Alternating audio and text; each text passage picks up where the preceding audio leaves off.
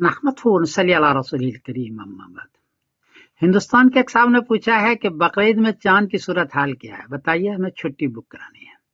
جواباً عرض ہے کہ اس مرتبہ اس خطے میں 2 بقرعید ہو جائے گی۔ صورت ایسے ہی ہے۔ 17 مئی بروز اتوار کو انڈیا میں چاند کو چاہیے 9 ڈگری، عمر ہے 17 گھنٹے 39 منٹ، برما میں 8 ڈگری، بنگلہ دیش میں 9 ڈگری، نیپال میں 9 ڈگری۔ چاند 10 ڈگری میں نظر آتا ہے، یہاں 9 ڈگری ہے، مشکل سے دوربین سے نظر آ سکتا ہے، رویت اما بہرحال نہیں ہوگی 17 مئی بروز اتوار کو۔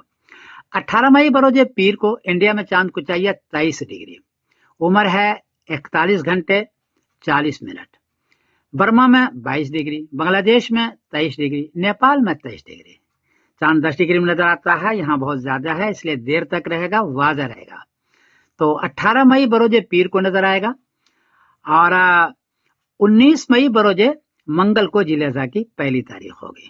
اس اعتبار سے ان حضرات کے بقرعید 28 مئی بروز جمعرات کو ہوگی۔ دوسری طرف 17 مئی بروز اتوار کو کراچی میں چاند کو چاہیے 10 ڈگری، عمر ہے 18 گھنٹے 9 منٹ، پشاور میں ہے 10 ڈگری، ایران میں ہے 10 ڈگری، افغانستان میں ہے 10 ڈگری۔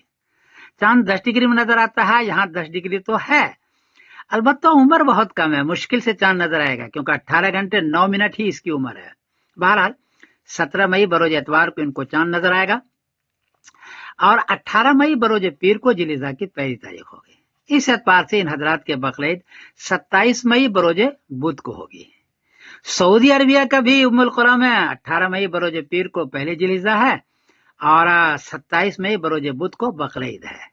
اس اعتبار سے ان ملکوں کی بقرعید یعنی پاکستان کی، ایران کی، افغانستان کی سعودی کے ساتھ ایک ساتھ ہو جائے گی، یعنی 27 مئی بروز بدھ کو، اور انڈیا، برما، بنگلہ دیش، نیپال کی ایک دن بعد جائے گی، یعنی 28 مئی بروز جمعرات کو۔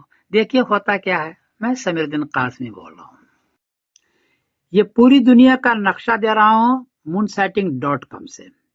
17 مئی بروز اتوار کا، اس میں دیکھیں کہ پاکستان میں ہرا ہے، یعنی اس کا مطلب ہے کہ 10 ڈگری وہاں چاند نظر آئے گا باریک سا، اور ہندوستان میں آسمانی رنگ ہے، اس کا مطلب ہے کہ 9 ڈگری ہے، وہاں دوربین سے مشکل سے نظر آئے گا، رویت عامہ بہرحال نہیں ہوگی۔ یہ آپ دیکھیں اور فیصلہ فرمائیں۔